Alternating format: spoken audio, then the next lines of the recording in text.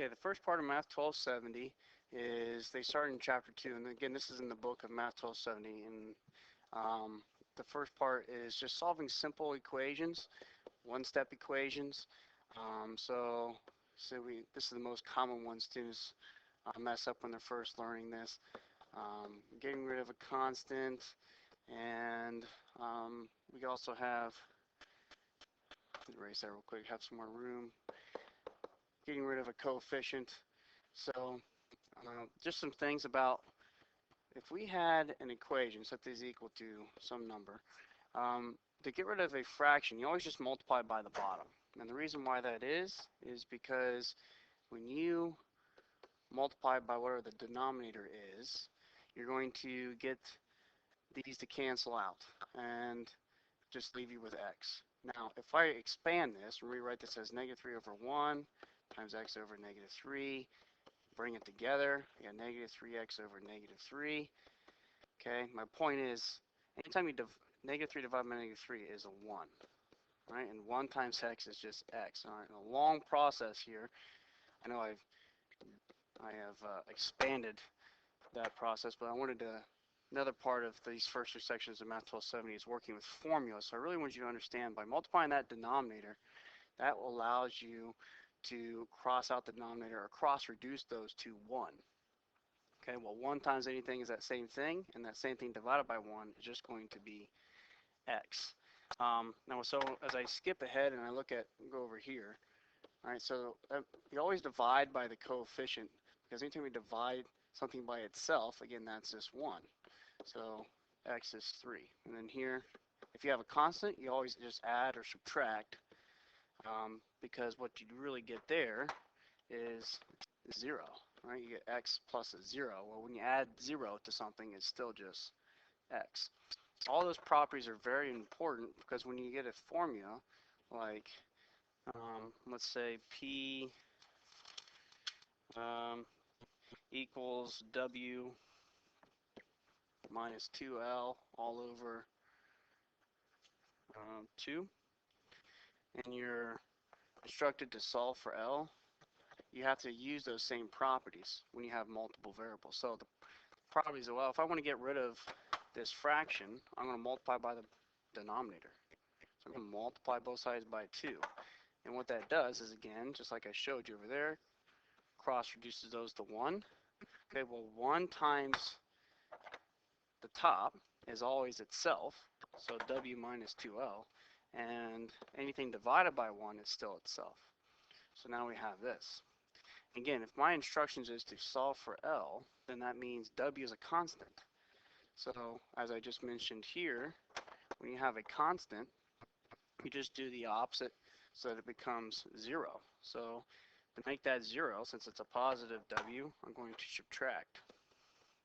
So you really have 0 minus 2L.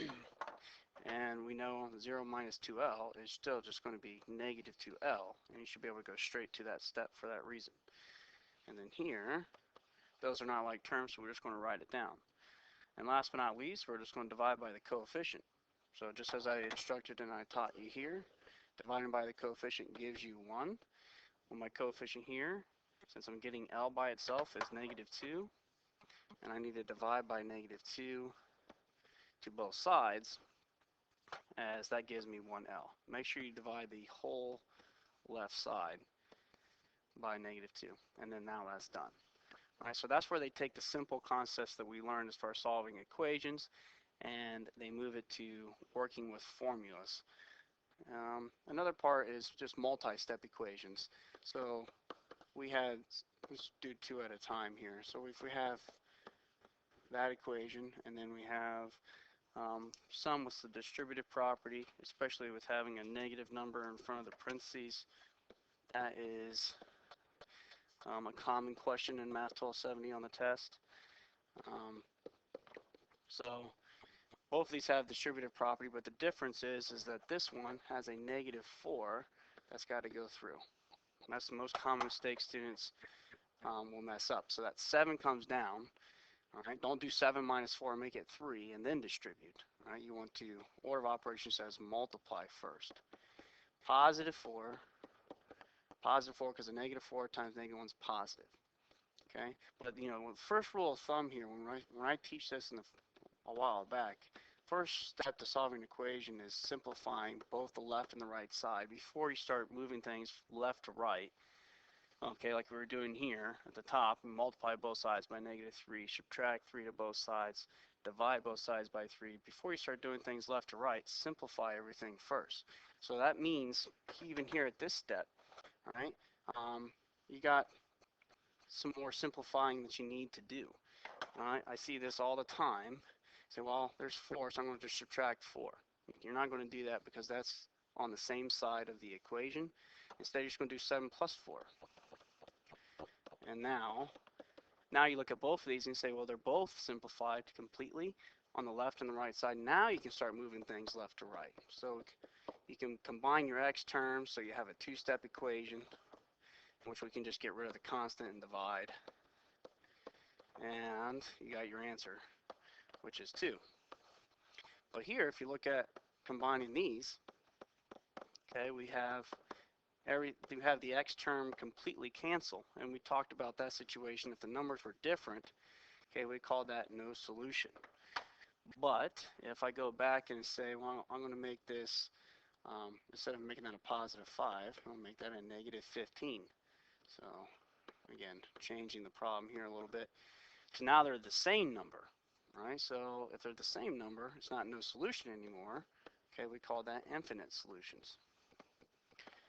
So just keep those in the back of your mind as well as you see both scenarios where you do get a solution and sometimes you don't, okay, on your test. Now you guys try a couple practice problems to review these concepts.